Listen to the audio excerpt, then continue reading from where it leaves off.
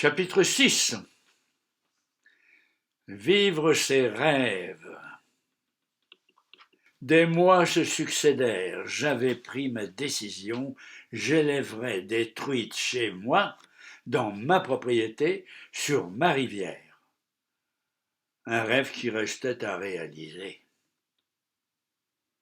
Une étude approfondie, ce qu'on appelle maintenant étude de faisabilité, avait été très positive. Celle des impacts sur le voisinage, encourageante. On n'employait pas encore le mot environnement. Les démarches officielles pour l'obtention d'une autorisation avaient été lancées.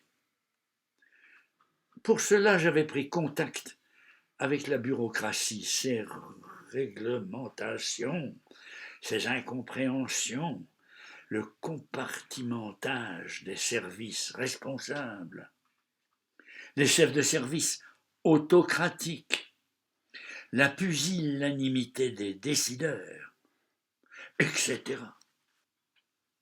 En parler davantage m'affligerait.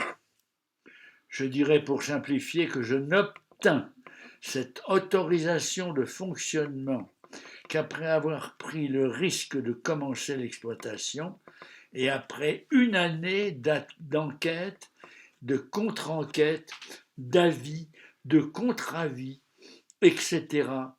Un monde d'inepties et de difficultés gratuites qui aurait pu me dissuader de persévérer dans les démarches si l'on ne m'avait assuré de leur nécessité.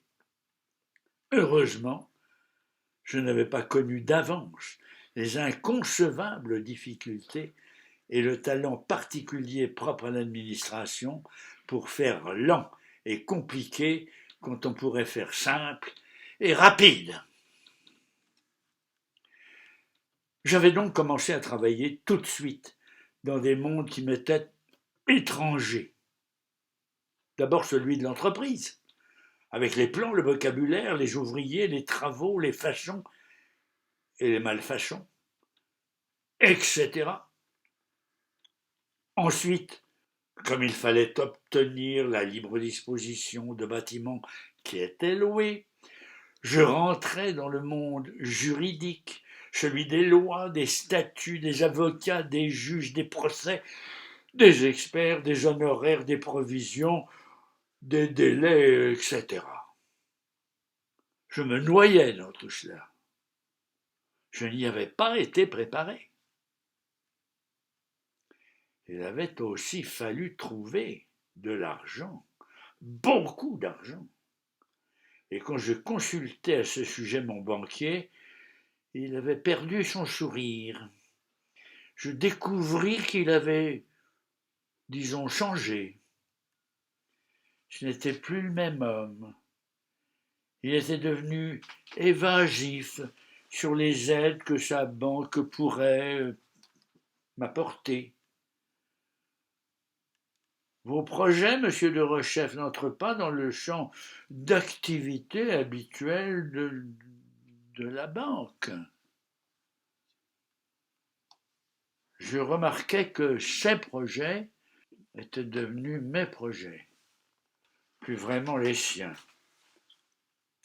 Non, il me conseillait plutôt de recourir au service d'une banque à spécialisation agricole et de présenter une demande d'aide spécifique pour obtenir ce que l'on ne saurait me refuser, un prêt d'équipement à un taux supportable, bien entendu.